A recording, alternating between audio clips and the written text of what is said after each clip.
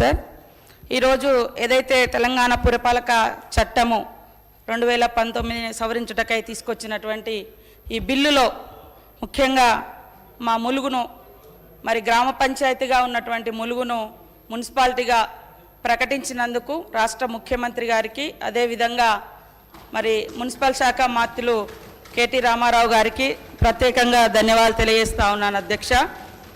అదేవిధంగా మా జిల్లా మంత్రులు సత్యవతి రాథోడ్ గారు దయాకర్ రావు గారికి కూడా ప్రత్యేకంగా ధన్యవాదాలు తెలియజేస్తా ఉన్నాం సార్.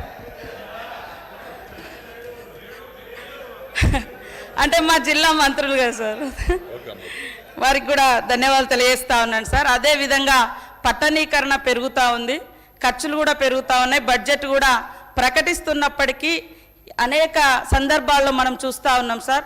వర్షాలు పడ్డ ప్రతి సందర్భంలో డ్రైనేజ్ సిస్టమ్ సరిగా లేక అక్కడక్కడ ఉన్నటువంటి మురికి గుంటలతోటి కూడా మరి పట్టణాలన్నీ కూడా జలమయం అవుతున్నటువంటి పరిస్థితిని కూడా చూస్తూ ఉన్నాం. కాబట్టి వాటికి ఒక శాశ్వతమైనటువంటి పరిష్కారం చూడాలని మరి మున్సిపల్ శాఖ మంత్రి గారిని కోరుతూ, అదేవిధంగా ఈ మా ములుగులో కలిపినటువంటి బండార్పల్లి కానీ జాంత్రావుపల్లె కానీ ఇవి రెండు కూడా గ్రామీణ ప్రాంతాలు సార్. అక్కడ కూడా సైడ్ డ్రైన్స్ కానీ అదేవిధంగా మరి ఇంటర్నల్ రోడ్స్ కానీ ఈ టౌన్లో ఏర్పాటు చేయాల్సిన అవసరం ఉంది సార్. అదేవిధంగా స్వపక్షం విపక్షం అనే తేడా లేకుండా జిల్లాలు ఇచ్చినందుకు ధన్యవాదాలు తెలియజేస్తా ఉన్నాను సార్.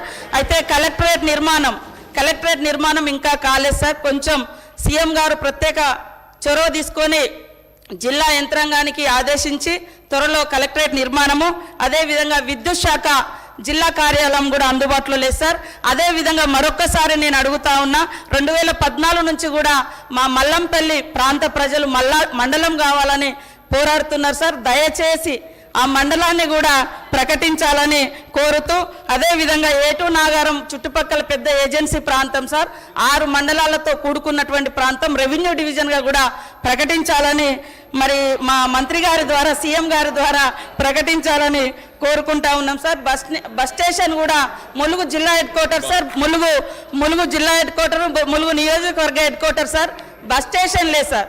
దయచేసి బస్ స్టేషన్ నిర్మాణం కూడా చేయాలని కోరుకుంటా ఉన్నా సార్. ముఖ్యంగా ఒకటి సార్, ఈ ఉపాధి హామీ చట్టం అనేది కూడా పట్టణ ప్రాంతాల్లో కూడా వర్తింపజేసే విధంగా, ఎందుకంటే పట్టణాలలో మరి పేదరికంతో పస్తులుండేటువంటి పరిస్థితి ఉంది కాబట్టి అలాంటి వాళ్ళకు కూడా పని కల్పించాల్సిన అవసరం ఉంది సార్. కాబట్టి ఆ రకంగా కూడా ఆలోచిస్తే బాగుంటుందని సూచనలు చేస్తూ వీఆర్ఏల సమస్యలు. హాయ్ ఫ్రెండ్స్, మా టుడే టుమారో యూట్యూబ్ ఛానల్ చూస్తున్నందుకు చాలా థ్యాంక్స్. మరిన్ని లేటెస్ట్ వీడియోస్ కోసం వెంటనే సబ్స్క్రైబ్ చేయండి. అలాగే ఈ బెల్ ని కూడా రింగ్ చేసేయండి. మా నోటిఫికేషన్స్ అన్ని మీ మొబైల్లో వస్తాయి. అలాగే మా వీడియోస్ మీకు నచ్చితే లైక్ చేయండి, షేర్ చేయండి, నచ్చకపోతే కామెంట్ చేయండి.